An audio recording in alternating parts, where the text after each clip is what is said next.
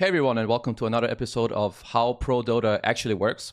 Today we have a pretty poggy's guest, the one three-time winner himself, Mr. AUI 2000. How are you doing, my man? Good, good. Just came back from China for vacation, so I'm very jet lagged. But yeah, pretty good. Yourself?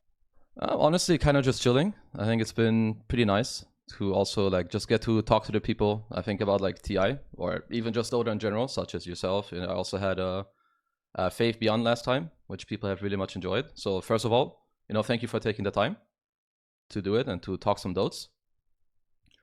Yeah, of course. Pleasure to be here. Can kind of just get straight into it. I saw some of the other interviews, people have talked a bit about your past. We just stick to this iteration of Falcons, so your last 2 years. Sure.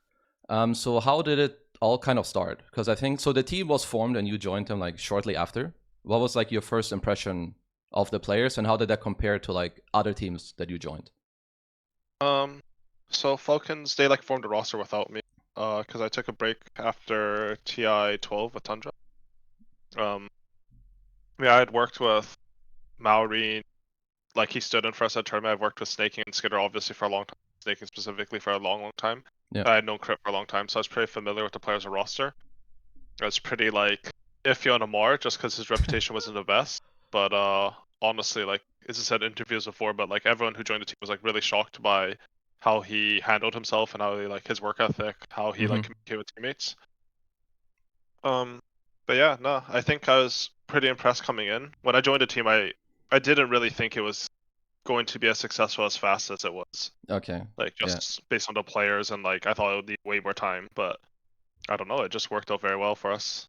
You would say that in the start there weren't really any. Usually, if when you join a team, I think you have glaring things that maybe stand out to you of okay, we need to fix this, or this guy, maybe there's some mentality stuff here or something else there. So you would say it was all already off the bat pretty solid. Honestly, I think a lot of work was done for me before I joined the team. Okay. Because a lot of the ideas that formed together in Tundra, Skiter and Sney, were just able to pass it on to the other three, and it's I think it's weird because we've been a team for so long, but I think it's really important that you have fresh perspectives coming to a team. Because I don't know, some of the stuff from Shopify that Crit has told us has really helped our game. Same Okay. things for the stuff from Yeah. Tundra. And then you have this new blood in Ammar and Malrine, so just a combination of that, they all have their own ideas. It just worked out really well for us.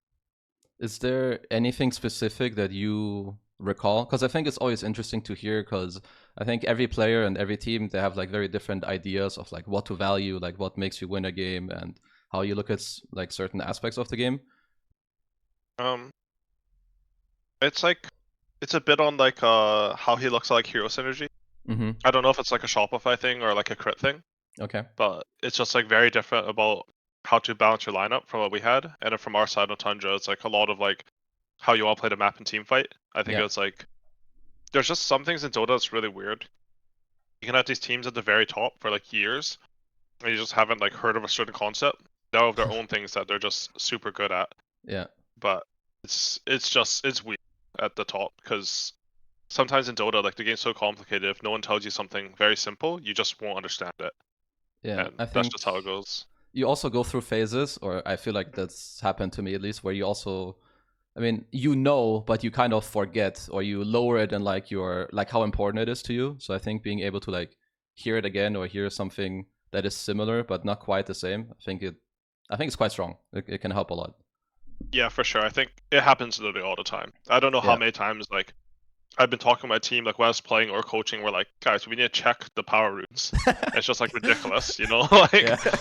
people would do that 2K MMR, but we're just guys, they're not important enough to us. Yeah. All right. Oh, It's okay. Let's go check the power runes. You just win the game. You're okay. yeah, I think it's also, to me, it's something you hear a lot, and I think your take would be quite nice on this, is I hear a lot of people use the kind of terminology, or this thing of, oh, but everyone is so good, so the things don't have to be said. I think, sure, that can sometimes work, but if things are so important, why not just, I feel like a good team, their communication is crisp, so they know what to talk about, so things that are important or that should be important, they get said.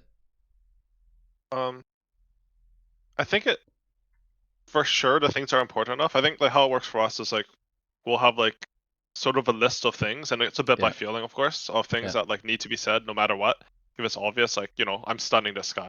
Like, Yeah. obviously you're gonna stun, or like Yeah. Yeah. like how you communicate. Like, okay, we're gonna call in teammates. We're gonna call stun, ultimates, stuff like this, and then Mhm. we're gonna call stuff that breaks what we default think about the fight. So if our default is to like play the fight slowly Mhm. and make them come into us, then if you want to commit, then you need to call that because everyone else is gonna be playing off our preset. Yeah. Okay. And it's the same thing. And like, if you want to go for a rune, like you should probably call it, but like it should sort of be assumed you'll be on a rune. It's more like if you're not going to be on a rune, then maybe you need to communicate that because it's sort of Yeah. unexpected that you're not playing or whatever. Yeah. Okay, no, that makes sense. Then we can stay on the topic, I think, of your players, because in my opinion, it's very interesting. And to me, also, I think there's some of your players who probably don't get as much spotlight as the others. I would put like Skiter at like the top. I think he gets very little talk, at least from my POV. Maybe Sney King as well. What do you think are the strengths of your players? Like go through them each individually. Yeah, sure. Yeah, I'll just start from 1 to 5 then. G. I mean, I think Skiter, I think he's very undervalued as a player. Mm-hmm. I think he actually contributes like part of the most of the team, and like our other two cores are very reliant on him in terms of like communication and like atmosphere and stuff, because he like provides like he's the only like veteran core. Mm-hmm. I think just like as a side, like it's sort of weird how little accolades like Skiter and Snake can get, because for me like they're like two of the biggest like tier 3, tier 2 grinders in the scene, and I feel like they like pretty much purely by hard work they like work their way up to the top. Yeah. And like they are still there because they put that work in. I think like people don't really appreciate that enough, like how hard it is if you play like how long does Snaking play in a tier 2 team, like 8 years Forever. or something. Yeah. Yeah, like I was with him on the first team, right, Yeah, on we the were bottom, and with. like yeah, all the way to VTJ Storm, like, Yeah. and even for a while after that, like I don't think he had any real meaningful success, right? Yeah. And like the amount of effort and like just mental fortitude and resilience to do that is pretty insane.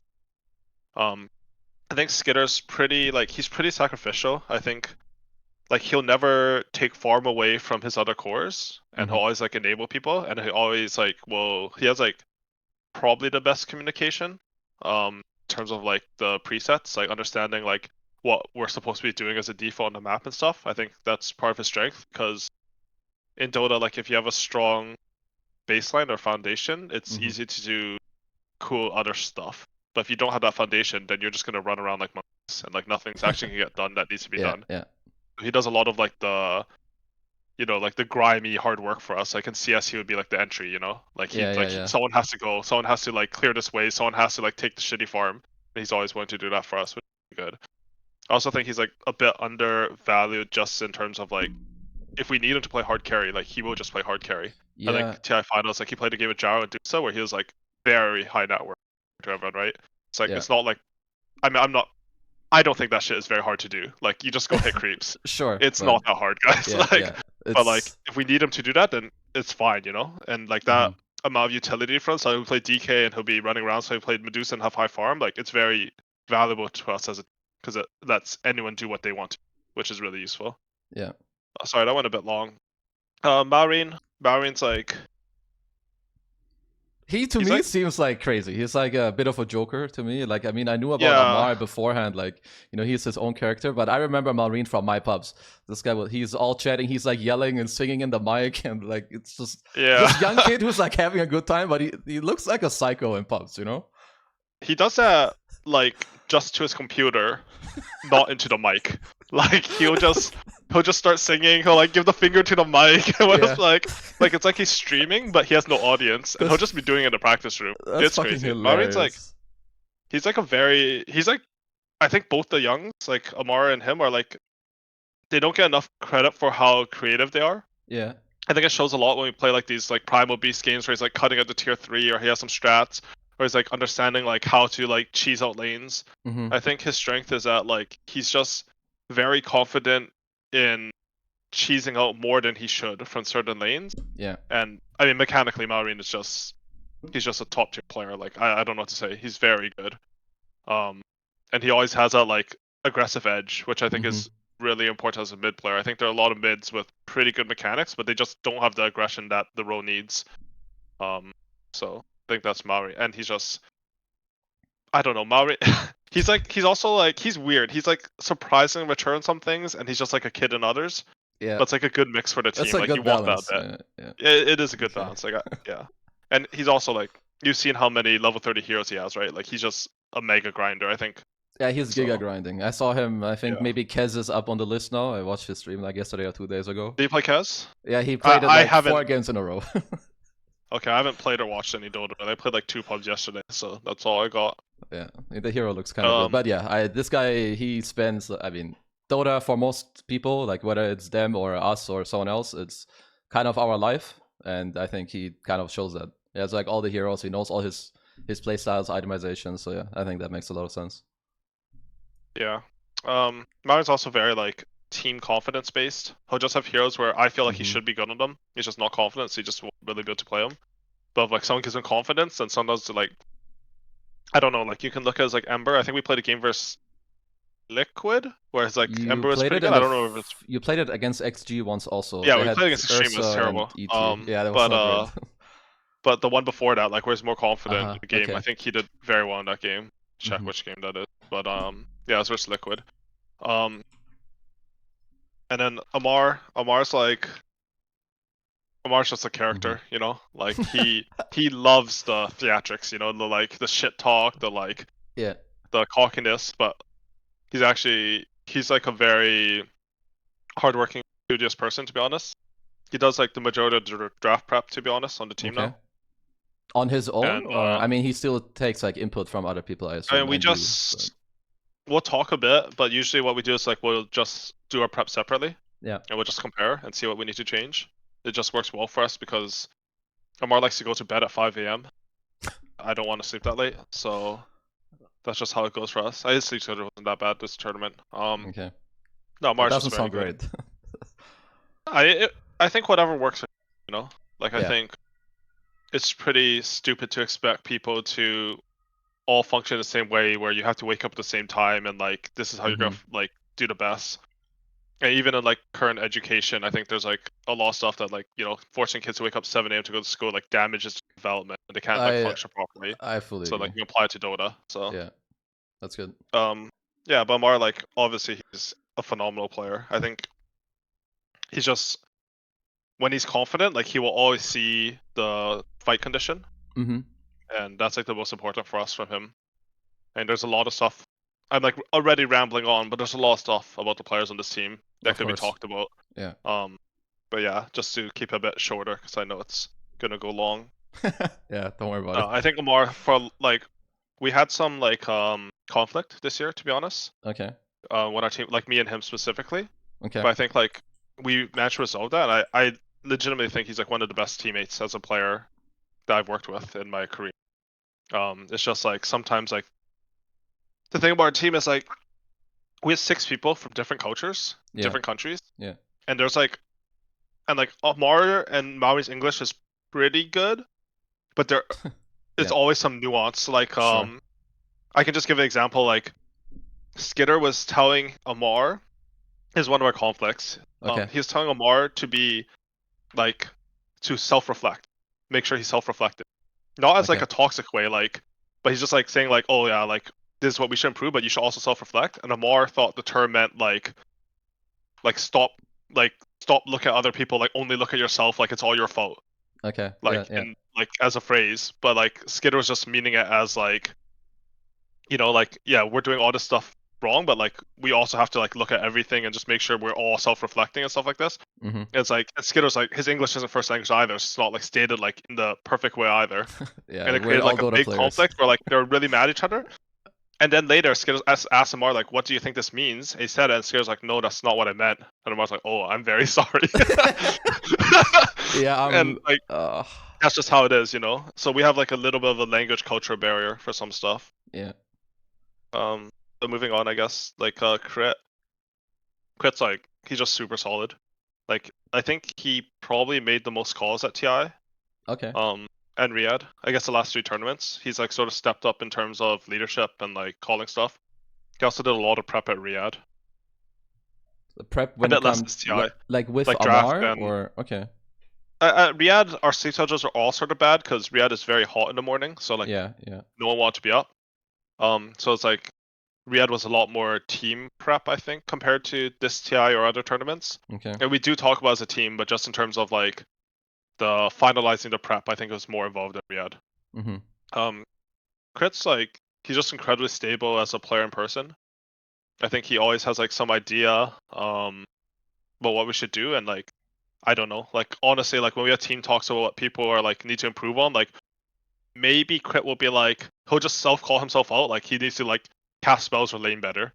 Like no one ever has any complaints about him. Like in the 2 years played, basically, Yeah. he's just very very underrated player, even though people rate him highly, honestly. And then Sney's like the biggest like grinder to performance player I know. Like, if he's grinding and he's like Okay. playing a lot, he'll play very well, and he puts so much work in. And it's like a bit under respected, honestly. Mm-hmm. Now we worked together a long time. He's very good at like understanding the map, probably the best on our team, and like understanding if like we need to pressure something or if we don't. He can get like a bit chaotic, but like he's very quick to like if someone says like okay let's chill a bit or like calm down a bit, like he's very quick to adapt. He understands like his Dota knowledge is just really good. We had some like during the group stage, like I didn't think his Naga was performing that well, Okay. and then he literally just played 20 games and then we got into finals and it was like probably one of the best Naga performances. I haven't actually watched the finals games, Mm-hmm. but You I mean think he like played. rewatched? Like you didn't Yeah, rewatch I mean his I Naga? watched it Yeah. live, but you don't Yeah. see that much. Yeah, of course. But I think honestly, like compared to this year, like I think Snaking worked a lot on himself, especially as Ammar took like captain and drafter. He improved a lot. He just worked really hard, and Yeah. I don't know in the drafts and the games, like Snaking, he actually fucked this tournament. I don't know what to say. Like the boy was just beasting every single game, Like in and terms like of his calls for the drafts also? Or like you mean in yeah, kind like of like sometimes everything? like he was very confident in what heroes he should play. Okay. It's like it's fine. Sometimes, like I think maybe a couple times it wasn't the best, but like Mm-hmm. sometimes it was just like he put the foot down. He's like, "No, Ammar, we should do this," and like it was really good when he did that. Yeah. Okay. And in play, like I think he played very very well this tournament. I think if there's like a hidden MVP, it's Yeah. probably Snake play this tournament. I mean, he definitely did a lot. I think also like this whole idea or like how it can function. I think if you have a captain, you kind of need like a. I mean, obviously everyone should be vocal at the right time, but I think it's important that you have like a secondary person that steps up. I think in like the right moments to either maybe help support what like your captain or whatever guy is saying, or also to sometimes contest. I mean, if you just feel like it's better, it's okay, right? You just make sure you Yeah. say it. I think it's important. I don't really think there's like captains in Dota anymore. Yeah, I agree. So it's like you can have like people who just talk more, but like Mm-hmm. people should be assigned responsibility to talk when it's like important for them to talk and Yeah. be given space to say those things. Mm-hmm. Because like even when Snaking was our captain, like I don't think he called more or less, and he definitely didn't talk the most on the team. Yeah. But like you just have like for us like captain, you have some out of game responsibilities, you know. Sure. Like you might Yeah. have to do more interviews or something. But like in terms of in game, like I don't think it's actually a thing in Dota right now. At least for the teams I've worked with. I think for most people it's not. Yeah. Yeah. Then the to quickly cycle to the Naga thing you said about about Snaking's Naga. What did you feel like he didn't do as well at the start of the tournament compared to later? Maybe I didn't see those games as closely, but I feel like his Naga's always been kind of like It top. was a bit in scrims too. Okay. Yeah, it's a bit of like how he cut waves. Mm-hmm. He like we came into this tournament actually thinking Furon was super imba. I think a lot of teams did. Yeah. And Snaking actually had Naga on his like second tier list. Like he didn't think the hero was that good. Okay. But because I think how he laned with the hero was not right. Like there's a lot of Naga, like in my opinion, maybe I'm biased because I played the hero, but I think the hero Mm-hmm. has like an infinite skill. Like there's so much stuff you can do with this hero. Yeah, for sure. You can always get like this extra stack, block camp, you know, you drag waves, stack them up, whatever, cut waves. Like there's so much stuff you can do, and laning's the same way. I think it was just a lot about like Dota's very snowbally, so I don't think he was laning properly. So like Mm-hmm. once we fixed that, I think it helped a lot. And I think like how he got his farm on the map was not right. Like Naga, you should sort of be like farming in front, pressuring a tower because you tank a lot now. I think he was like too like I don't know. it's like sort of hard to say without a replay, but Yeah, he improved it very fast. Like he just spammed. He literally played like 10, 15, 20 now games. He yeah. got very good at it, I think. I saw him play Naga even 2 days ago, I think, on Crit Stream. I was like, okay, dude, That's you know, good. you just win TI, you just go straight back to it, like, you know, fuck it. Get the MMR. Yeah, let's fucking go. Okay, then let's move on. What would you say is the biggest thing that like you worked on, like with them in the team? Like if you have to choose only one thing. It's definitely having like a foundation of fundamentals. Yeah. I think this team excels when like we have this strong foundation or base that we can make moves off of, and then after that it's probably communication. Like if you have strong fundamentals, you have good communication, I think it's very easy to find ways to solve problems in the game, Yeah. because you don't have to solve them from zero. Like you're always starting at a base point, and you should always have like the information to hopefully make the correct call. Yeah, I think you guys are probably one of the best teams when it comes to like XP management, especially I think on your supports on like the early game. Now, I don't know if that is because you guys value stacks more than other players, or if you guys like value, you know, the like small moves when someone leaves the lane and then like Crit gets to take mid or like Sney King gets to take mid. Is that like did that come from you, or is that just like fully natural in the game? Because for instance here, you know, you have Crit, he makes a lot of stacks for Malrine. So, well, Malrine gets a triangle, and then Crit ends up getting to take the mid lane. That's like the first time. And then I think it's literally just like 1 minute later, you have Sney King, Malrine made a move bottom, you guys get some kill. So you take this tower, and at the same time, you have Sney King, he goes mid. Like, he actually gets level 6 in this game at minute 8. I think there's not many other teams that will have these levels on their supports like this early on. Is this all of like very conscious? The taking stacks, taking lanes is stuff that we've talked about, but I don't know if it's like a huge focus for us. I think a lot of it is just like individually, like we assign responsibility to people to like know what their hero needs, and like if Crit has like made a lot of stacks, then he's gonna need to take the lane because like he sacrificed a lot of stacks. So it's like a give and take kind of. Like you give someone, you take that. Yeah. I mean, it's also just like understanding the game and your hero, right? Like Sney King's able to walk from bottom where they made a move. I don't know. I think they probably killed someone. They did, and he doesn't need to be there for the tower. Like if they respawn with 4 heroes and TPs, they can just back off. They're not gonna die. Doesn't matter if he's there or not.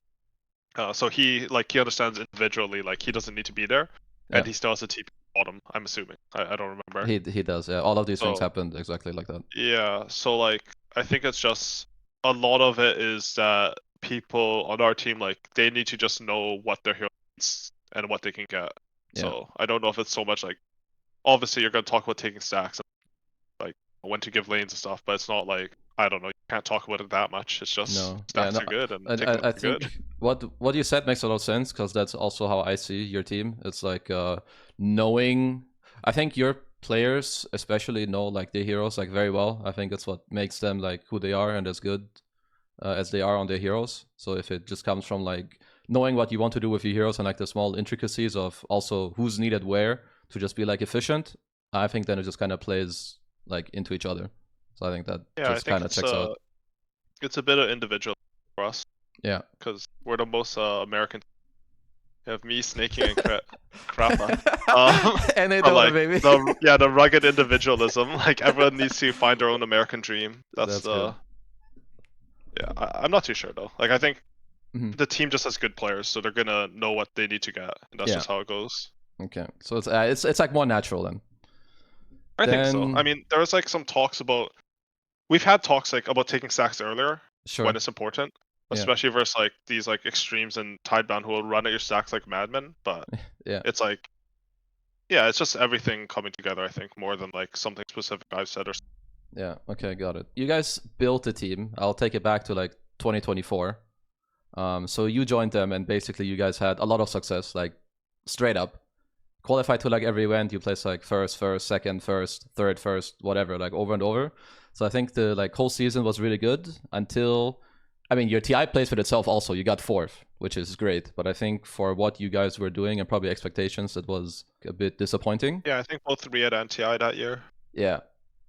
True, I even overlooked that. So you get 3rd and 4th, and then the start of the next season, well, so the one we were in just now, it didn't really work out too well, at least in the beginning, right? Like you guys struggled a bit. Can you tell me, like from your POV, how that was. I feel like especially when you start losing after owning, I think there can be like a lot of challenges and battles or whatever you want to call it.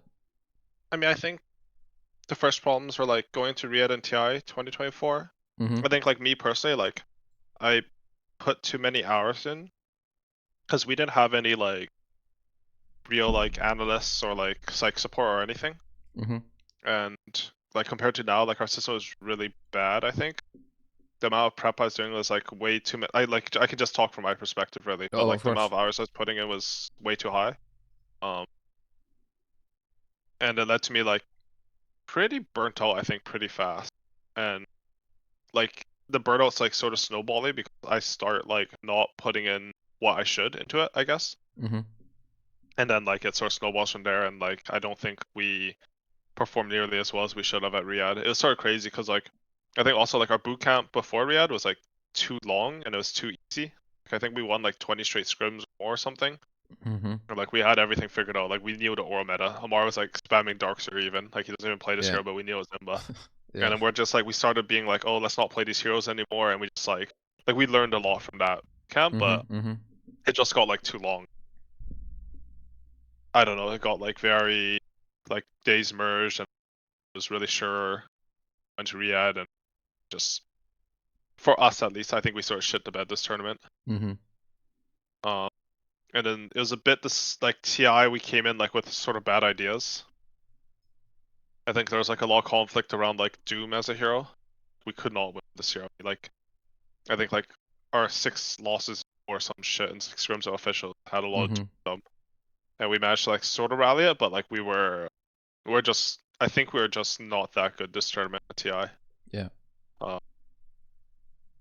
After that, I think like we managed to take a little bit of a break, but honestly not even that long. And Mm-hmm. we had a lot of hungry players, which is good. Yeah. But it's also like we just played way too much.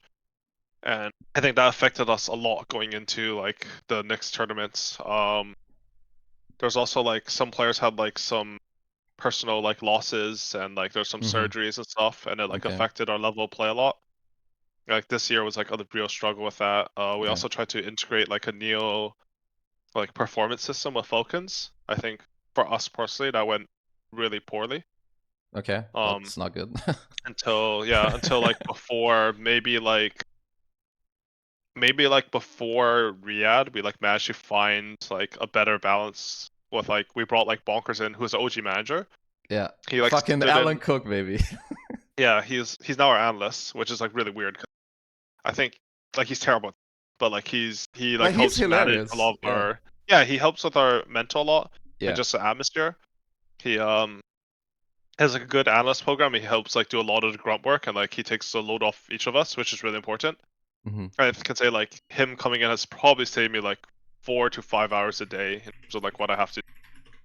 But yeah, he's not meant to be an analyst, you know, It's really. this Like man right here. This guy yeah, is for like the he was people that don't know him. This guy is absolute legend. I mean, who yeah. suggested him? Is it Ammar? Because I mean, obviously he goes way back. So what happened was Afrobush, our manager, couldn't get a visa Okay. or he was applying for. I can't remember. He couldn't come to one of our booths. Okay. So Bonker stood in.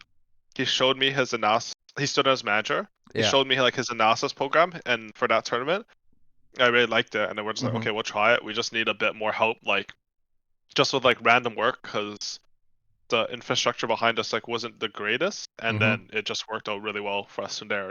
It's like hours saved for Yeah. myself and the players. It's But great. yeah, there's also another thing, like because we have players from Jordan and Russia, like we had a lot of visa issues. Yeah. So Makes the sense. only tournaments that we got to boot camp for were Fissure Playground 1, where we got second. Mm-hmm. Blast Slam 3, where we got second. Riyadh second, and then TI. And Fissure Okay. Universe, I guess. The one Yeah. before Yeah. TI. So we had 4 boot camps, and then in those tournaments we got like 3 seconds and 2 firsts. In all the other tournaments, we didn't get to bootcamp at all. Like, not because we didn't want to, but because there's just too many visa issues and stuff like this. Yeah. Yeah. And we ended up like taking off PGL Wallachia, which sort of sucks. So I really like PGL as an organization, to be honest, right Yeah. now. Same. Like, they pay out They're actually instantly and great. like they're very organized. Mm-hmm. Their tournaments are a bit like the ones in Romania are a bit like copy paste, I think, because like it's just studio events, there's long bus ride. But I really like them as an org. Mm-hmm. But we just have visa issues. Like we can't play the next PGL because we have visa issues as well, which sort of sucks because it looks like we're Okay. just dodging their events, but we actually like them. So Yeah. it's sort of shitty. I mean, I guess I feel a bit indirectly it bad. gives you like a bit of a break now anyway, since if you don't play there. Yeah, I mean, yeah, because like before, like we tried to just play with stand-ins. Like we took like 9 to a PGL, Right. we took Sumail to like it was supposed to be for Birmingham, and then we just sort of cucked them because Marine got his visa last minute. Yeah. We actually tried to like cancel his visa process, and they gave him back his passport with the visa, What the so he hell? got that. Yeah, it was really Oh, weird. that sounds lit. Yeah. What the Yeah, fuck? and then Sumail again for Dream League. So we just play every Mhm. single turn, and it was just too much. Plus, like Okay. some family issues and like some like medical issues. Like it just Mhm. made our year, and like no boot camps. It just made our year really bad. I think we learned like our team is very reliant on boot camps, which I Yeah. like because like especially for me as a coach, like I'm not actually good at draft prep or like analyzing opponents so much, but Okay. like if we have boot camps, I think I'm good at making our team like look at ourselves. Mhm. So without boot camps, I was like my impact was pretty low throughout our rough streak, I think. Okay. So it didn't. Yeah. So it doesn't just own the players. Like it kind of owns like what you do for them also. Yeah, I mean personally, I just had the perspective that like you can't learn and perform at the same time. Yeah. So if like you're always in trying to like perform in tournament mode, like there's no time to actually fix your stuff. If you're trying to do both, like you're just not going to do either properly. So Yeah. it's like True. it was just a bit of a hard year in that sense. And we also had like a bunch of built up conflicts because even though like Mhm. I think our team handles ourselves pretty well, if you're a team for this long, like you're just gonna have random build up, misunderstandings, small things just build up, and like you get more and more annoyed at each other. So we had a lot of like we had to have a lot of toxic, you know, like Yeah. sometimes you're just not aware of them. Like they can be completely one sided too, and Mhm. people are just not aware of them, and they just build up too far, and such is life. Yeah. I think that's quite normal anyway. I think especially over like a longer time, or if you go for like maybe a. I mean, every team has its rough patch eventually, even if you start out kind of blooming. I Yeah, think for sure. like you guys did. So who's the one that lays down the law when this happens, or is it kind of on everyone? Like if I had to look from the outside in, I feel like Snaking and Ammar maybe are the ones that would be most direct when it comes to like I think something it's that's just not right. me But it's just you? for fixing stuff. Yeah, Okay. I think. I mean, like when people are like, I think Ammar had a couple times that he would talk about like if I lay down the law, you mean like called like bring it out into the open? Yeah, like I going think to someone or like someone like you directly question or tell the other person that like, yo, this is not right. Like this is not okay. This needs to change. Something like this. we had a lot of problems with like talking to each other directly on the team, Okay. So but you're like like we the had a couple of team mediator. talks. I think so on this team. That's just how it works. Yeah. But Ammar had a couple times where like he was pretty upset with people's like performance and like what was happening on the team, and Mm-hmm. we have like post-turn debriefs where it would be like brought up, but like it was like just hard to resolve. And I Okay, I think he see. had to do that a couple times. There's some misunderstandings. Like the thing I mentioned with him is Skiter. It's like pretty big. Mm-hmm. There's Mm-hmm. also just like like when stuff happens in the background, like people's mentors aren't that good and they stop being as good of teammates. That affected people a lot, I think. Yeah. But like when stuff started getting better, like we were able to have better conversations. So eventually we were able to like work past it. I don't even know if it's all fixed now, to be honest. Like winning fixes a lot, but like Yeah. it's something that I think all the players and myself are like pretty aware of right now. Like, we don't want stuff to like pop up again. Mm-hmm. I mean, then we can talk about like leading up to TI. You guys didn't look as good as you did before, but then closer to TI, I think you guys started looking pretty good again. And I think also, I don't know if it's more on you or the patch, but a lot of the heroes you guys were playing your heroes and you were playing them really well. Like Ammar, Mars, or like Strong Laner doing his stuff. You have like Stack Farmer, good mid laner, he cuts his ways, whatever. And everyone that kind of playing their archetype, and it looked really good. So how did you guys feel going into TI, and like how were also like the whole scrimming aspect and the bootcamp before TI? One thing about the like our heroes like look good this tier or something, I think because they took out data from the game, like tracker and stuff, Yeah. like whoever won TI, like their heroes would have looked good. Because everyone like compared to last TIs, like I think heroes were way more varied.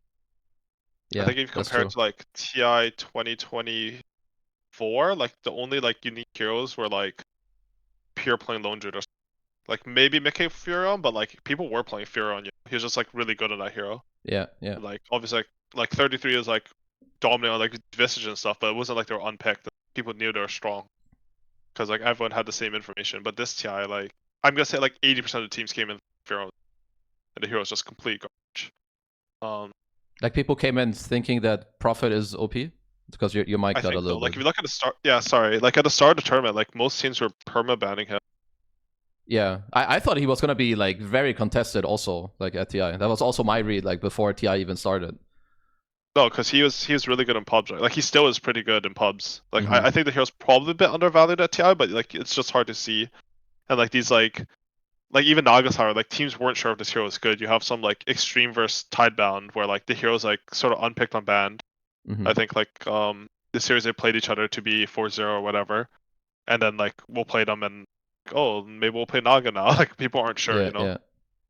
How about your whole scrim phase before TI? I think it's been way too many times now. I heard of so many teams that have shit scrims before TI, and then it's literally just like it just flip flops the whole way when TI starts. Like they take like a 0-20 score, and then TI happens, then boom, you go like 8-2 in the groups.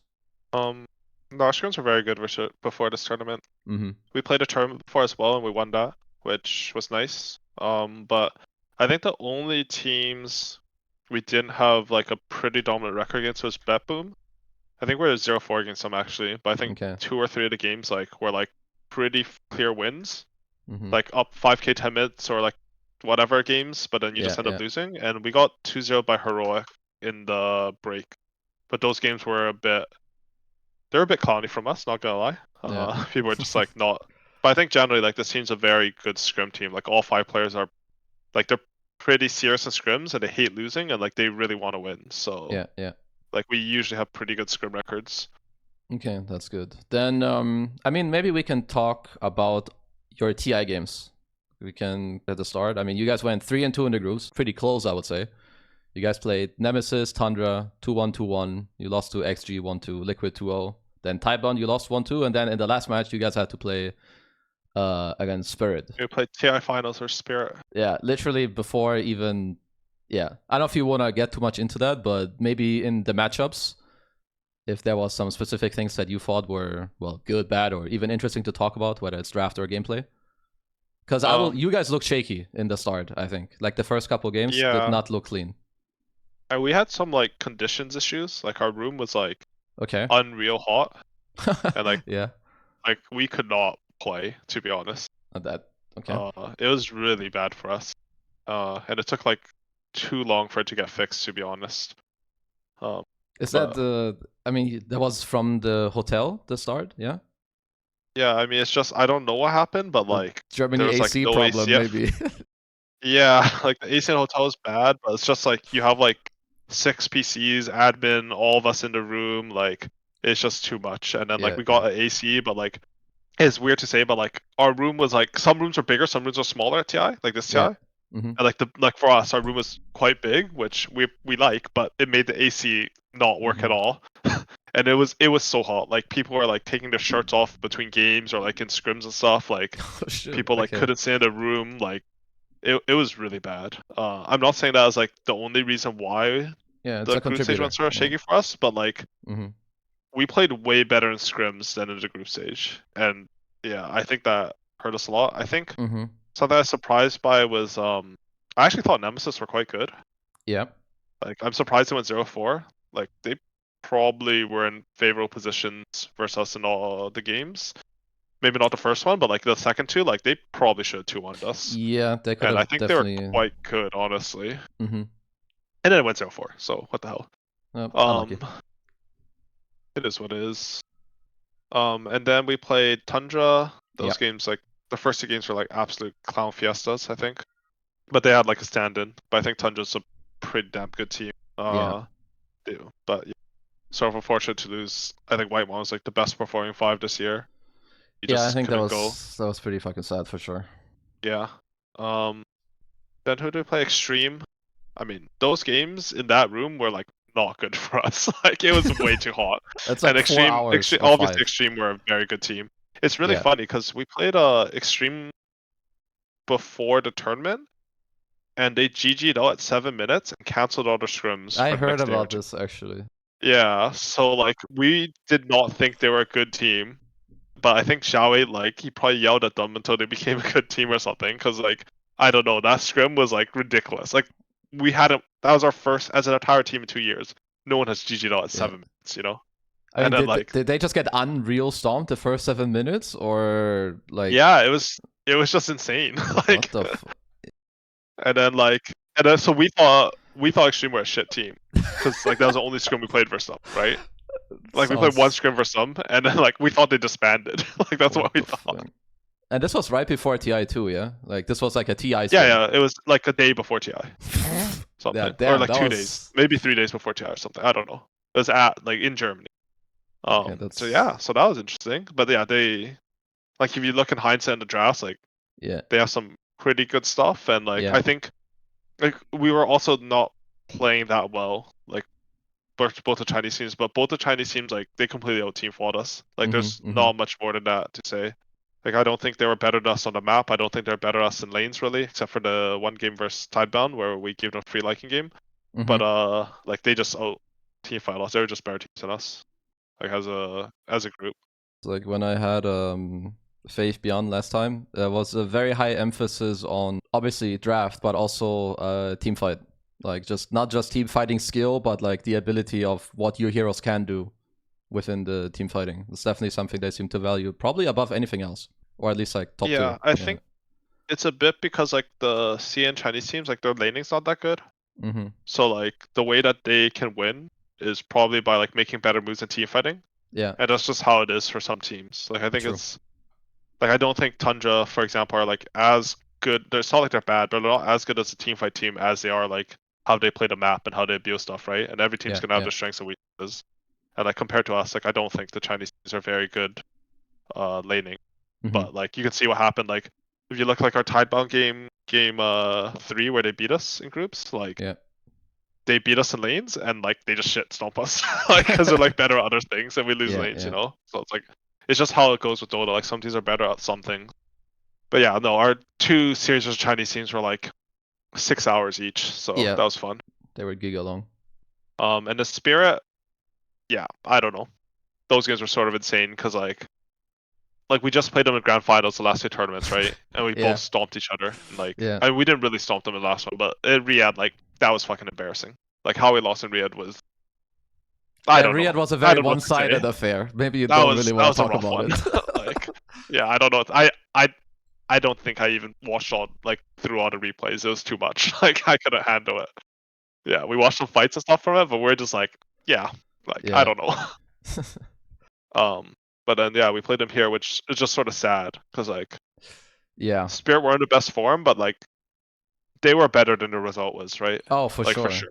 Yeah, absolutely. Like, it's not even close, and they're a team that like we would have wanted to play on the main stage for sure. I mean, everyone. I think it's probably one of the things that surprised me the most that they didn't make it further at TI. Yeah. And I don't think it's like necessarily. I mean, yeah, obviously it's also your fault if you underperform, but anytime you go to TI, there is some luck involved with who you play, who you don't play, which day do you play well, and so on. So the 2 of you meeting, probably not ideal for either of you. Yeah, obviously it worked out for you. It's a bit hard to say because, like, at the end of the day, they lost 4 best-of-3s, which should probably get you eliminated from a tournament. Yeah.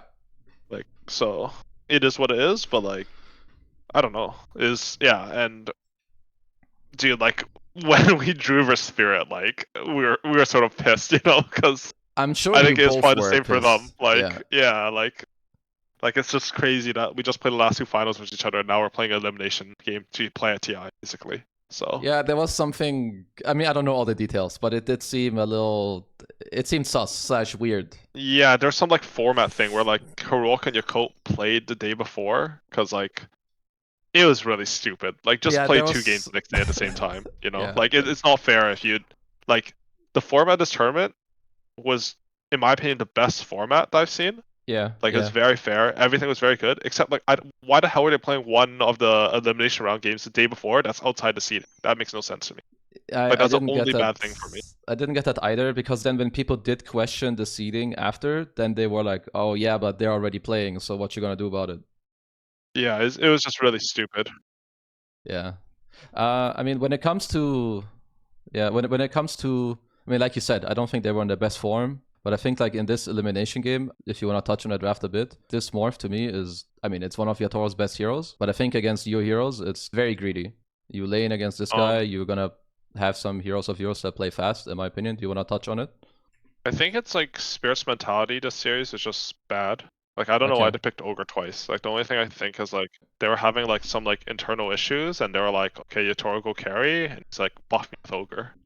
And I think like you can't really play Dota like that. I can definitely see that. Yeah, and also like I feel like after game 1, like there's no way they don't ban the Sank. So they just sort of gave us 2 Sanking games. And like if you look at the game in hindsight, like game 1, like our draft is just insane. Like we have 4, in my opinion, tier 1 heroes. Yeah. And then like Terrorblade's a fucking tier 8 hero, but it's a good Terrorblade game. So, yeah, it's against Prophet, Sardar, like like Bounty Ogre. Like Ogre, like Bounty Ogre. Like I don't really know what's happening. Like even like Ogre SD, like what is this? Yeah, it is a terrible I draft. agree. So that was weird. I think they were just like having some issues in like how they viewed it, and I saw a thing from Oposhka, like someone's asking him, like why doesn't it pick ET, and he just said like, oh, we value Ogre higher. It doesn't really make sense to me. Okay. So yeah, that's it is what it is. Then about game 1, there's one clip I want to look at. I mean, I'm pretty sure you remember this clip. Because this guy, I'm pretty sure when you guys played him in Riyadh, he stole like 1,800 of your Aegises, like one after the other. This motherfucker here. Collabs. You can talk about like the lead up to this fight, like just in terms of team fighting, or like what you think is important. Both you and them, you're obviously playing around Roche, right? You know that it's here. That's why they're here. And you're here. So like kind of, what do you think is like important for you guys to do, and then also to like try and make happen like within the team fight? Wait, is this the fight where you go for Roche after? I think so. I'll speed it up a bit. Okay. Okay, so this one, I think...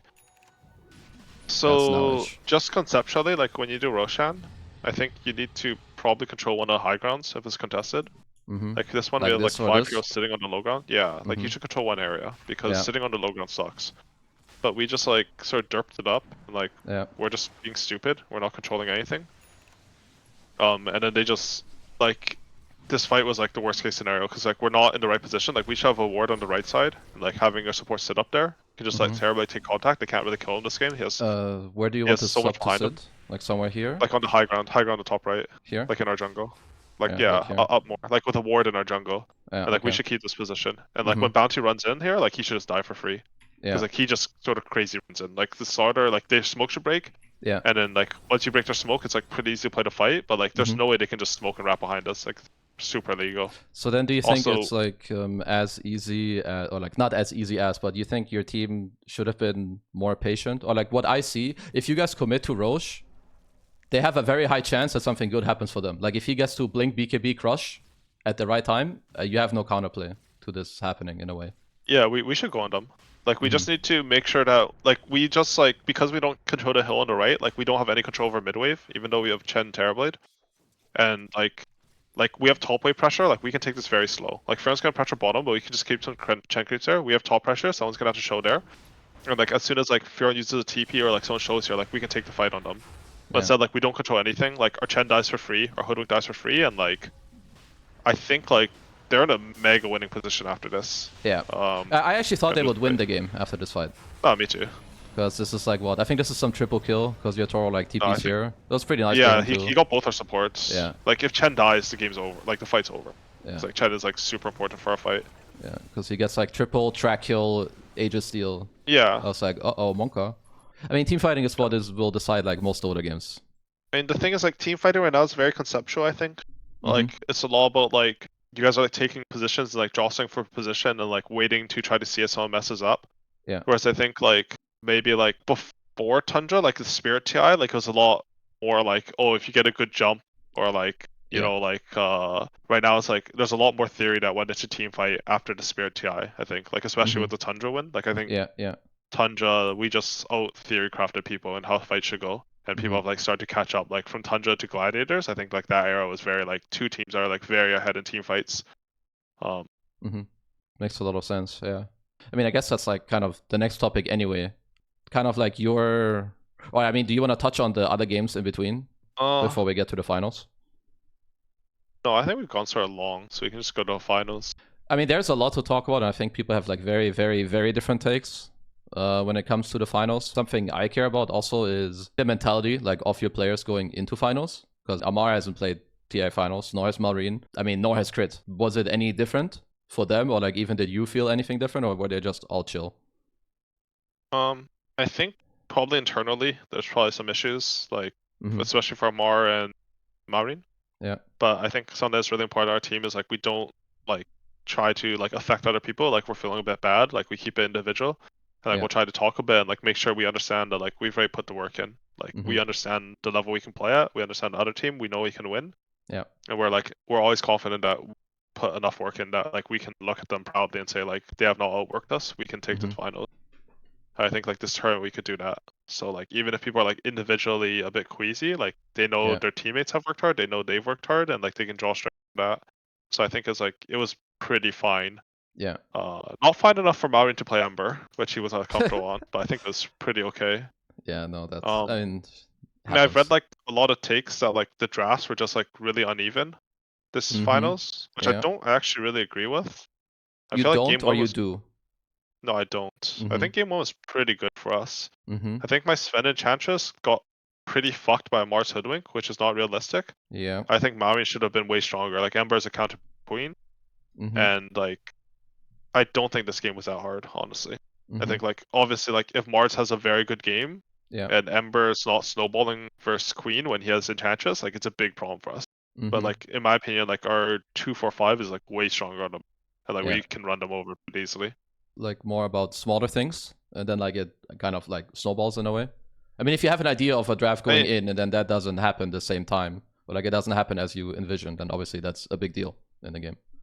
It's just like if you lose lane on Ench, like the hero's not that good. Snake is just very good on a hero in my opinion. Yeah. But if you lose lane like this against like a Hoodwink, like it's not good for you. And then like because we lost that lane, like we don't have any pressure on like mid, which like I think should have happened. Yeah. And then like it just snowballs really hard. Because in my opinion, like I don't really see how to defend mid tower. Like 6-minute rune plus mid tower. Like I think we should do like 1,000 damage to this tower at least with our supports versus theirs queen. Yeah. And then like the game will be way more smooth from that. But yeah, just wasn't very good. Game 2.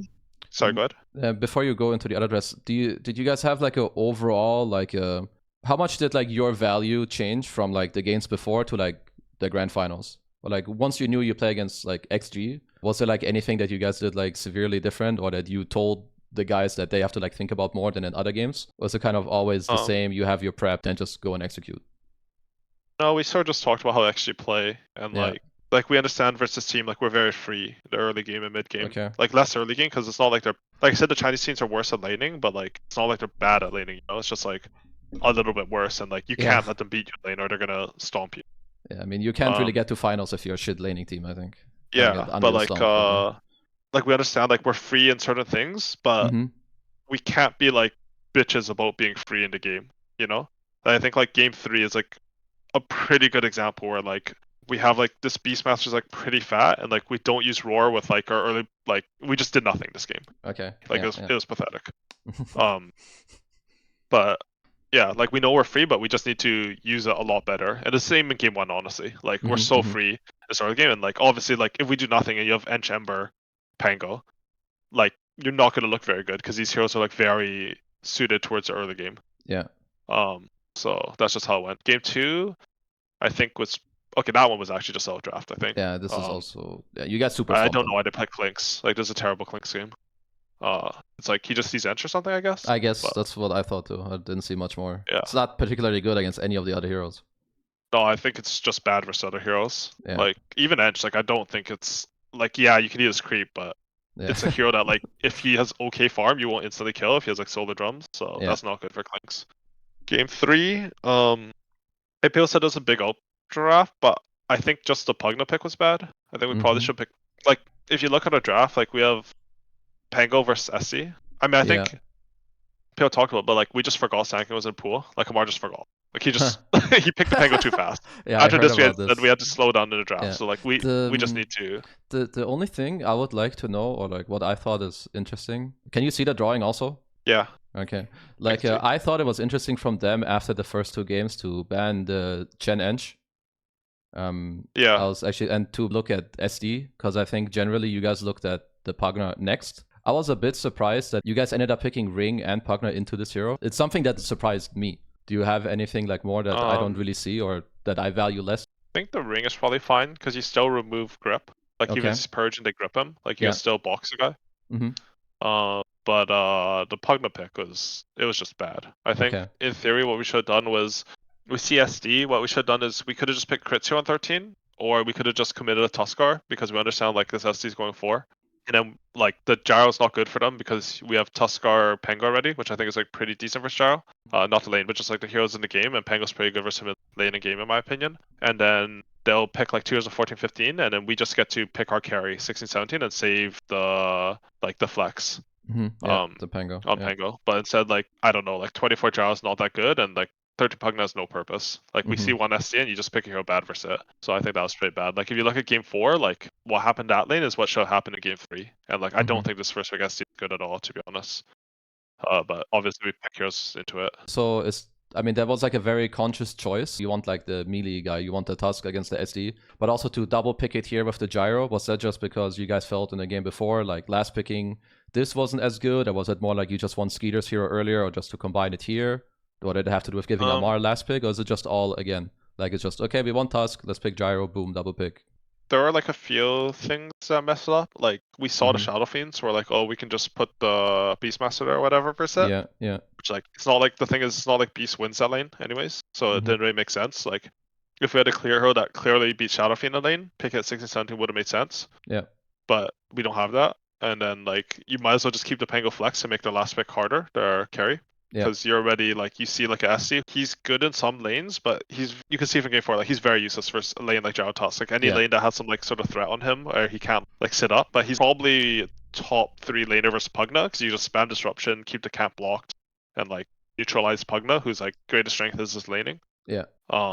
So that just sort of tripped us up. But yeah, game 4, like for sure there's adjustment. I mean it's a bit more simple because Sand King's like I mean it's sort of flex, but like we just I feel like it's I feel like it's fake flex, but yeah. Yeah. I mean, it sort of is. But like for sure, like we see this SC, like this guy needs to get punished in lane, and we understand we can do that in 16, 17. Like we have the blind pick, but we'll still punish in lane, and that's what sort of happened this game.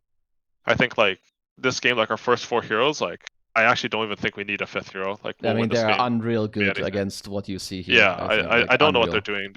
They picked Lashrak into like Hoodwink Sand King, which is like you have a lot of faith in your SD, but like he is going to die to Sand King, and if he goes for a save, and like Hoodwink can just wait till disruption ends to kill Lashrak, right? Like it's really hard for them this game. Yeah.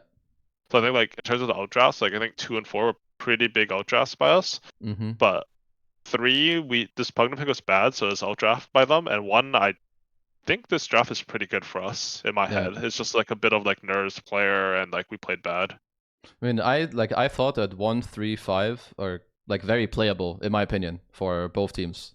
I think 5 they're like 2, 4, 5 is just not good. Like there's Shadow Fiend, Shadow Demon, and Pugna. Like these heroes have no sense. I think that's sort of mess them up. Like I don't think like playing versus Naga is like bad decision by them, but I don't like this Pugna pick at all.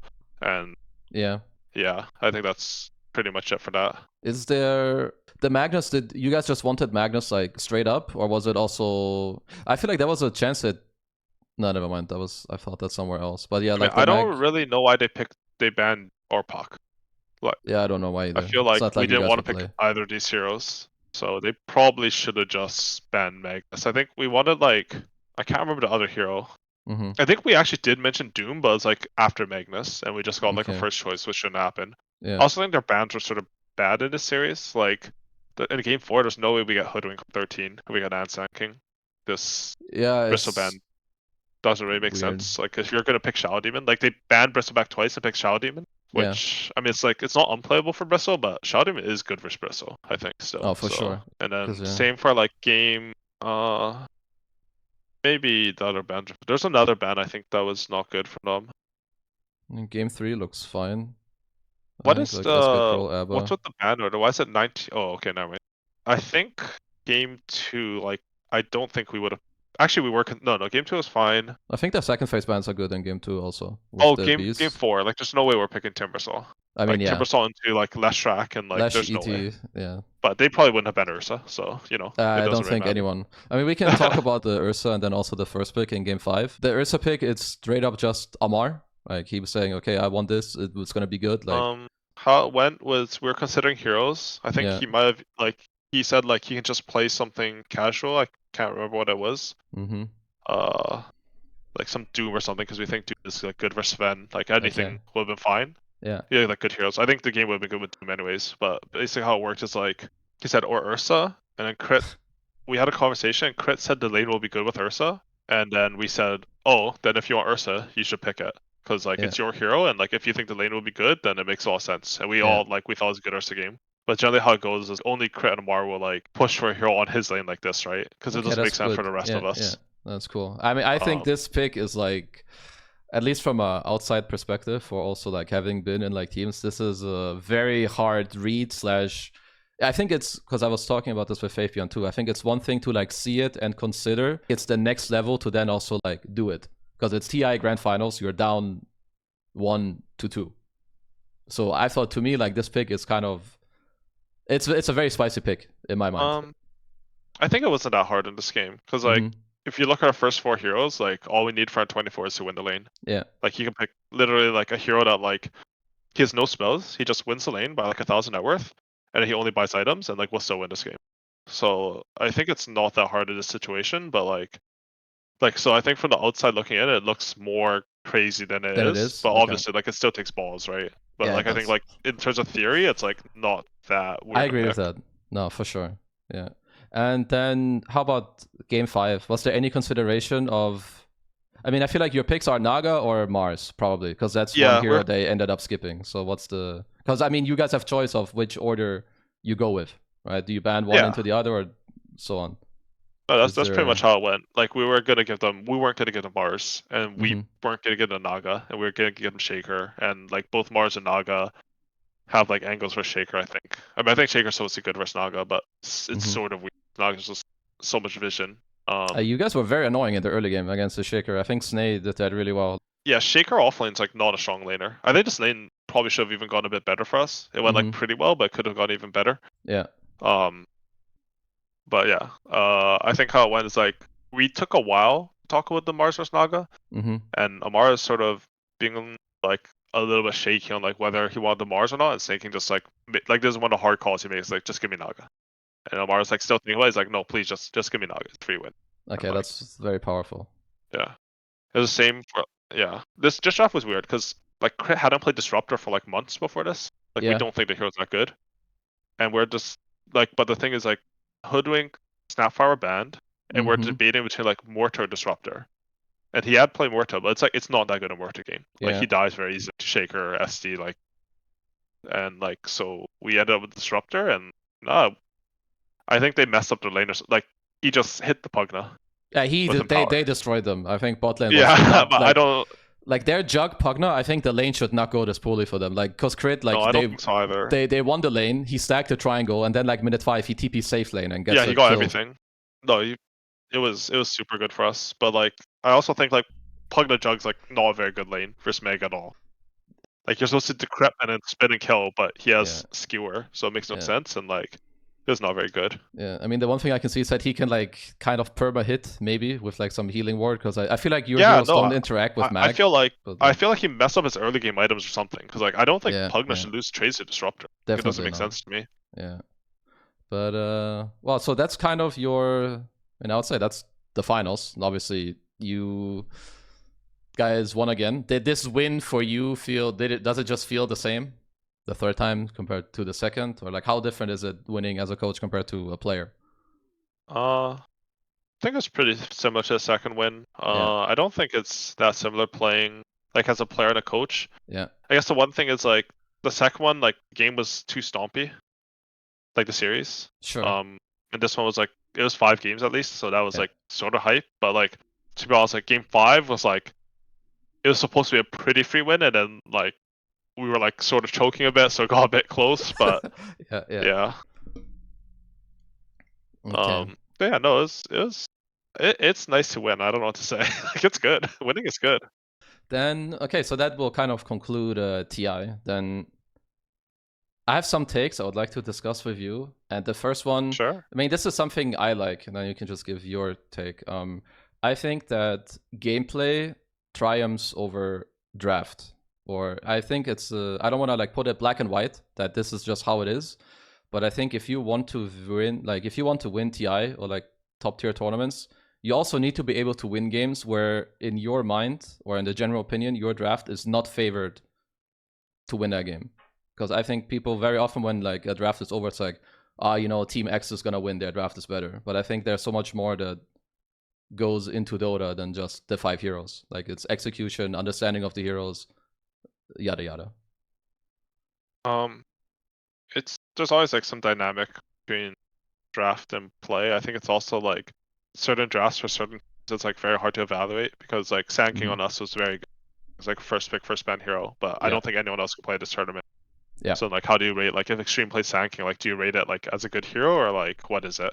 I think generally it's like there are teams that draft for themselves. So like we're a team that drafts very heavily to make sure that our lineup's always playable. Yeah. And you can either go for a lineup that's always playable or you can go for an outdraft. And I think it's very hard to consistently outdraft your opponent in a tournament win right now because people are not stupid. Yeah, like, of course. Yeah, before you would have like some teams who are like so far ahead in draft concepts that like, you know, like think like TI like 6-7 or like 6-7 Wings was introducing like flex heroes. Like no one could draft for them because they would flex their heroes and you wouldn't know what the hell was happening. But like it doesn't like drafting has become a lot more conceptually understood. Like I'm not saying it's solved, but like people understand a bit more about it now. Yeah. So it's very hard to straight out draft people. Like you won't see like some poppy just straight out draft team for a series as like 3 draft win. Like if a 3-draw happens, like a lot of it is like your head on a concept in Dota, more than just draft. So I think I do agree with that. I also think that like in terms of outdrafts, like sometimes like you'll have like a field percentage higher to win and it just snowballs, you know? Like it's very hard to have like some huge draft advantage. I mean it happens. Like you look at like our Tidebound game 3 in the group stage, like that was a straight out draft. Yeah. It's us. But that was more as like this one. Like I don't know how did they get like in 16, 17. I mean this is a fucking like, this is some god. Yeah, it's ridiculous. It's just ridiculous that we ban like we ban A and we have Furion. Like it makes no sense. Yeah. It's being little bitches. No, for sure. So that like they do exist, so it's more like when teams mess up the draft more than like you can't like aim to all draft someone, in my opinion, right now. Yeah. Like it's very hard to do that. It's a bad mentality anyway, but yeah. I think so. Like yeah. Then let's see. My second one. So obviously, I mean, Dota changes a lot all the time, but I think it changed a lot when the map got bigger and they introduced twin gates. So what I want to talk about, or in my mind, I think mid control is not as useful as it used to be. I mean, I think it still is, but I think back then it decided like kind of every move on the map, in my opinion, because when you controlled mid, you could go to the sides. But I think now with the introduction of twin gates, I think controlling side lanes and gates is what gives you map control. What do you think about this? Is that like completely Pepega? Is there some truth to it? Oh, the stuff on mid lane is like mid lane's so important, I think. But like, do you remember when Secret had like their like 8-3-0 tournament run? That was a team that like started like mid control, I think. Yeah, I think so. I remember some of this at least for sure. Yeah, like they only talked, like they thought about mid lane for everything, and then you watch like Gladiators, and they only played through mid lane. True. It was just like the laning routes, it's just like everything, and mid lane was like way too important on the old map for sure. Yeah. And now it's a lot toned down, but I think if you see like a team like Paravision, like they'll always be thinking about mid lane still. And the same for us. Like you always need someone who deals with this mid wave. Because it's still the shorter wave. Like it's gonna give you the vision fastest. But yeah, the problem is like most of the farm is on the outside of the map. Like after 30 minutes, like the corners of the map have like 2 triangles worth of farm, right? Like they'll have 2 ancients and 2 art camps. Yeah. So it's like a double triangle on each corner, which is pretty stupid in my opinion. Yeah, I agree. But I don't think mid is like you cannot just ignore it. Like you saw in that team fight we looked at, like we didn't take mid positioning, and because we didn't take midway positioning, they got to a good team fight on us. So. Because what I see, I mean, it's also something that, of course, you guys do very well. I think, I mean, even Old Man Seb, I think, did like a big video on you guys, right? And it's like Snaking who generally takes, he will like shove mid in a way. And I think it also like, because in my mind, like what can happen to the map here is that, I mean, either they can double gate and connect here with Ammar. I mean, obviously it depends on what read you have in the game, what info you have and what you want to do. But like when you control double sides, like they can just be 4 heroes at like any moment. And you play off info, and it's like, yo, Marine, come here. Now they can either kill here or they can go back and suddenly you're 4 top. So Yeah, I think it's been pretty good for the game. Like I think having like two-man kill squads is pretty good. Like you saw like Spirit when they won the two Tiagos or whatever, like they're very good at having like these two-man kill squads. Like even if it's like 2 cores, like some collapsing and Toro joining, and it lets you like play around the map a lot better. The thing is right now it's like it's just not worth it to bring like all the boys for some kill, whether it's mid or silence or whatever, unless it like leads into more objectives and stuff. So okay, then that's good. Got through that pretty quickly. Yeah, let's get towards like this is like more the later stage questions. I have been asking this to everyone, and I will ask this to everyone else also. What is something that you feel that you, like just you specifically, that you value more than other people like who play Dota, whether it's gameplay wise or like from a coach standpoint? Probably like patience and communication.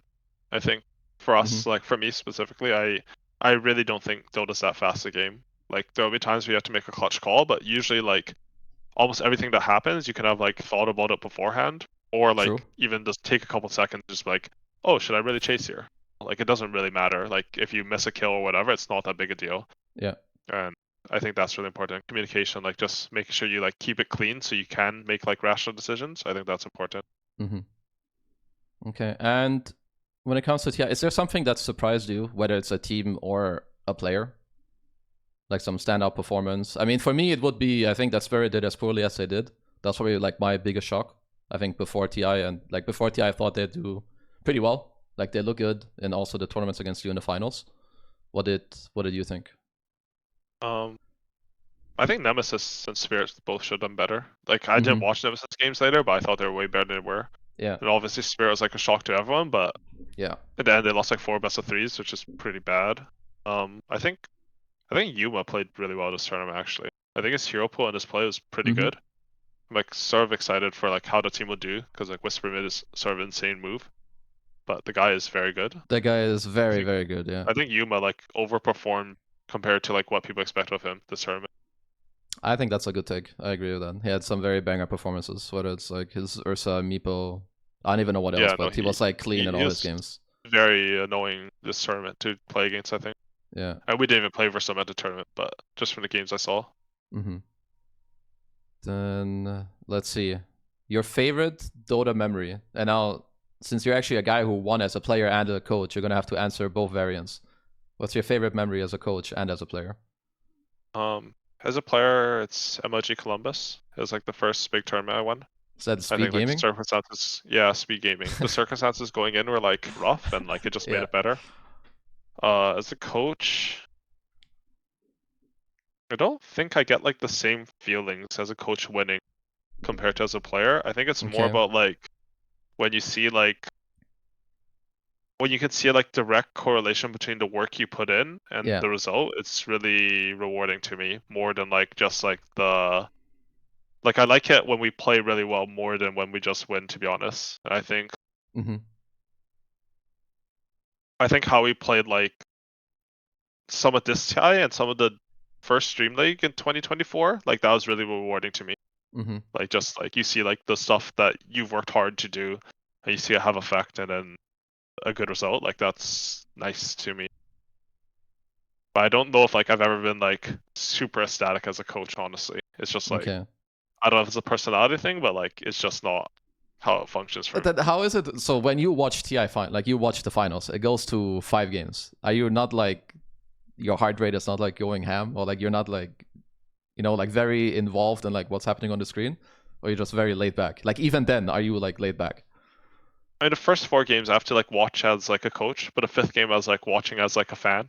I was just cheering for my team because like there's nothing you can do, right? It's game 5. Yeah, I know. But like game 5 was pissing me off because I think we should have won way faster and like it should have been easier. I was like, it was like really nervous because like obviously like I'm saying like nothing's sad, but of course you like I'm not saying like I'm unhappy we win and stuff. It's just like it's not the same sort of euphoria. And like game 5 was. It's way less one-sided when you're the coach of the winning team that you feel should be winning harder, you know? Like it was, So I that heard. was I talked with Ammar a bit. He told me he felt he was cringing a bit too hard in the 5th game, like giving some devs yeah. or like being out of I think position. both the youngs in game 5 were choking out of their minds, to be honest. So, like, it is what it is, but Yeah. like, I think they did not play well in that game 5. Yeah, at least Like, well enough to win, you know. Yeah. But like, you pulled it yeah. together. You had kind of a free Oh, for sure. Medusa game, good with Naga. Yeah. No, the Odes were really like holding it together this game, you know. Yeah, I agree. I mean, it's even, I think, going when this team was formed, I had quite high expectations. I mean, I think Crit had been in like a bit of a slump, I think, with like the whole EG Shopify. I think it's good that he kind of, you know, broke free from that, but like bringing in the two young kids on the block who are like, Yeah. I would say quite cocky, and then with like the good like veteran experience to like match it in, and then of course alongside you, yeah, I think this team was kind of like maybe not set up for success, but I had kind of high hopes for them or for you guys in general. I think the potential is always there for this team. I think honestly, I forgot to touch on this, but Yeah, like, I was actually very surprised by how good Crit was. Like, I didn't. yeah, I knew he was good, like especially from OG, but I didn't actually rate him that high from EG Shopify. yeah. I don't know if I told him this, so maybe he'd be mad. But like, he's gonna have to take I it. think no, I mean, actually we have talked to this because he told me like when we were Tundra, like he hated us, like he hated how we played, he hated who we are, like he would cheer against us. You know, it is what it is. Yeah. Yeah, it is how it is. And then like we had choices on like the offlane, or they had choices, like because I wasn't involved with making the team like directly, but they still asked me, right? Because I was like close to Skiter. Yeah. Stay like it was Malrine or Sumail, and then they chose Malrine because like the work he puts in. Okay. And it was Ammar or Saberlight, and I don't even know if Saberlight would have joined. I can't remember where he went to. I think it was Shopify, but like. Yeah, that was not liquid yet. No, I think like it was like it's like like we weren't sure about Ammar because his reputation, but I think like you know he's very proven like as a player by now. But like I think people don't understand like how much attitude and work he puts into the team behind the scenes. Like Ammar is very good for the team. So I think everyone on his team honestly. Like the mental of this tournament was very, very good, and that's probably why you ended up winning the tournament. Like even we lost games, like it did not matter. We lost a lot of games this tournament, especially games ones, and we still like managed to turn it around. So that's really good. And so, who was you didn't say who the replacement could have been for Crit, I think. You touched on all the others, but not the post 4, unless you don't know. Because you said there was Sumail. I think it might be like Sney playing, like Sney wanted to play 4, so they weren't sure about Crit. And I don't remember who the 5 options were. Interesting. Okay, yeah, that's actually a banger. I've never heard about any of this before, so that's really cool. Yeah, but no, it worked out. Good choices. Totally not luck. Like, you don't just flip a coin when you make a Dota roster. Yeah. Obviously, it worked out quite well. I mean, so I got through, I think, everything I wanted to look at. There was maybe one team fight, but I think we've touched on a lot. I think you've basically answered like everything I can think of, from draft to gameplay to the players, whatever. So from my side, thank you very much for taking the time to like be here and, you know, like not just talk about yourself, but also maybe help the viewers a bit on what is good and like helping people understand the game more. Do you have anything you want to say to, you know, Falcons fans or family, some shout out, whatever? Yeah, no, first of all, like thanks for taking the time to do this. I wish more talent in the scene like actually did content, because I feel like it's stupid, but players and coaches don't have as much time, and I feel like talent are all better at making the stuff than us anyways. And, I don't know if that's true, but we have more time. No, I think it is. True. I mean, I think, dude, like watching Dota players try to communicate, like myself included, on stuff like this is so pathetic. So like, I know. I really appreciate that you're doing this. Yeah, you know, like, yeah, no, because I wish there was more content like this. No, but thanks to like first of all, at the TI stage, like after finals, like before, I'm like, oh, if we win, I'm gonna thank Extreme for the hard fought match. Because like we really liked them as a team, like respect a lot. And then we won out, it's like, and I just forgot everything. So like I just wanted to thank them. Like it was a good finals. Like I appreciate like what was put into this from both sides. Like I know like they tried everything and gave it their all. And it was a good series, and you know we tried to do the same. I think like all the Falcons fans, like, you know, thanks for the support. And I think like I tweeted after, but like our manager and our analysts, like they made a huge difference for us this tournament. Like I think they worked really hard, they put in the work, and I think it's like undervalued how much like the support staff of a team really matters. It was like a huge difference. Like BONKERS came in, he shouldered a little bit of load for us, he shouldered a bit from Afro, and Afro did like a really stellar job this TI Yeah. BONKERS as well, and it just worked out really well for us, so I appreciate them a lot. No, for sure. I think that's something that gets like overshadowed. I think anything that helps you in any position to like focus more on what you do in any capacity, I think it's just big. I agree. Most of those things get overshadowed. I think just how non-hard carries also get overshadowed. I think it's one of the reasons why Skiter maybe doesn't get as much. He's like more the Matamba man type carry, in my opinion. You know, he's not the miracle. Yeah, it's so weird how all the, like, other than Yatoro, all the carries that win TI are like, you know, Yeah. like it's like like they're all like active carries, like Mickey, Skiter, like all the people who are winning tournaments, Durachios and stuff. Like True. that's crazy, Yeah. and they're all undervalued. Matu, you know. That's so, true. Yeah, none of them ever get talked about. people, I feel like people are just really bad at understanding Dota. So You it can is what say it people is. are stupid. It's fine. I mean, it's People are like stupid.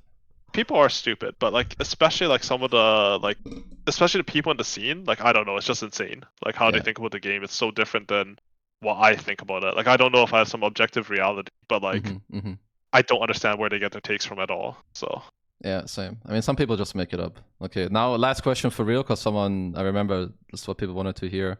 What would you say is like the easiest thing for a guy that's low MMR to get better? Just one thing. Is it like last hitting? Look at what pros do and like replay, or? No, it's for sure last hitting. Like your fundamental, like you need to get.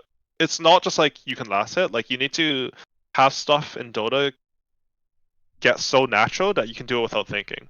Because like there's too much to think about in Dota, right? So if you can like make it so you don't have to think when you last in deny and pull the lane around, stuff like this, or you have to think a lot less, then you're able to focus on other things in the game. I think what happens to a lot of people who like they think they understand the game is like they don't actually understand it well enough that's automatic. Yeah. And they think they should be higher MMR, but like they haven't put the actual work into like making their fundamentals good enough. So like you can see like your teammate like, oh, he's missing a spell, but like he's way better at last hitting you. That's why you're the same MMR. So if you just like make your fundamentals good, like you can actually focus on stuff to improve. Yeah, and if you have more gold, you'll likely win more easily. That makes a lot of sense. Yeah, nothing beats Satanic Butterfly. You know, you just have Satanic Butterfly. They don't. You just run down the lane. What can you do? Okay, but yeah, thank you for taking the time, Aoi. You're literal goat. So thanks for taking the time, and thanks to everyone for watching. No, and see you in the next episode of How Pro Dota actually works. Bye bye.